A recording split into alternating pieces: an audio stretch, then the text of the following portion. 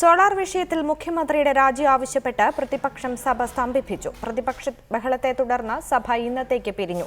നുണകളിൽ ജീവിക്കുന്ന ആളാണ് മുഖ്യമന്ത്രിയെന്നും ധാർമ്മികത ഉണ്ടെങ്കിൽ രാജിവെക്കണമെന്നും പ്രതിപക്ഷം ആവശ്യപ്പെട്ടു.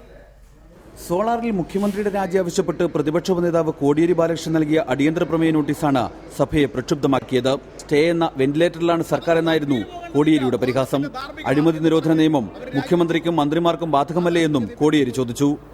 അപ്പോൾ ഇത് മുഖ്യമന്ത്രി ഒരു അന്വേഷണത്തെ നേരിടാൻ തയ്യാറല്ല. എന്താണ് സർ, ഇപ്പോൾ കോടതിയിൽ നിന്ന് ഇപ്പോൾ സ്റ്റേ വാങ്ങി, സ്റ്റേ അല്ല സർ കിട്ടിയിട്ടുള്ളൂ. തൃശ്ശൂരിലെ വിജിലൻസ് കോടതിയുടെ ഉത്തരവ് ഹൈക്കോടതി റദ്ദാക്കിയിട്ടില്ല. തൃശ്ശൂരിലെ വിജിലൻസ് കോടതിയുടെ ഉത്തരവിൻ്റെ മേൽ 2 മാസത്തെ സ്റ്റേ ആണ്.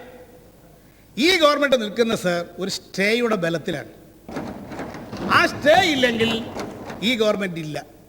മുഖ്യമന്ത്രിയുടെയും ആഭ്യന്തരമന്ത്രിയുടെയും മറുപടിയോടെ സ്പീക്കർ അടിയന്തര പ്രമേയത്തിന് അവതരണാനുമതി നിഷേധിച്ചു.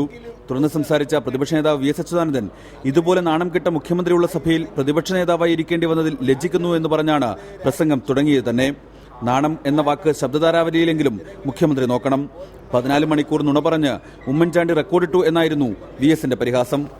സാർ, ഇങ്ങനെ നുണകൾ മാത്രം പറയുകയും നുണകളിൽ ഉണ്ണുകയും നുണകളിൽ ഉറങ്ങുകയും ചെയ്യുന്ന ഒരു മുഖ്യമന്ത്രി ലോകത്തെവിടെയെങ്കിലും ഉണ്ടായിട്ടുണ്ടോ സാർ?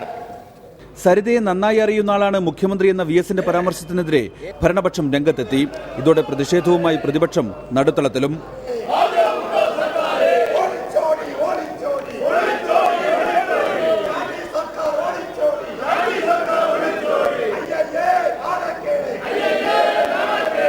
പ്രതിപക്ഷ പ്രതിഷേധത്തെ തുടർന്ന് നിർത്തിവെച്ച സഭ 50 മിനിറ്റിന് ശേഷം പുനരാരംഭിച്ചെങ്കിലും അടിയന്തര പ്രമേയ ചർച്ച വേണമെന്ന ആവശ്യത്തിൽ ഉറച്ച പ്രതിപക്ഷം വീണ്ടും നടുത്തളത്തിലെത്തി.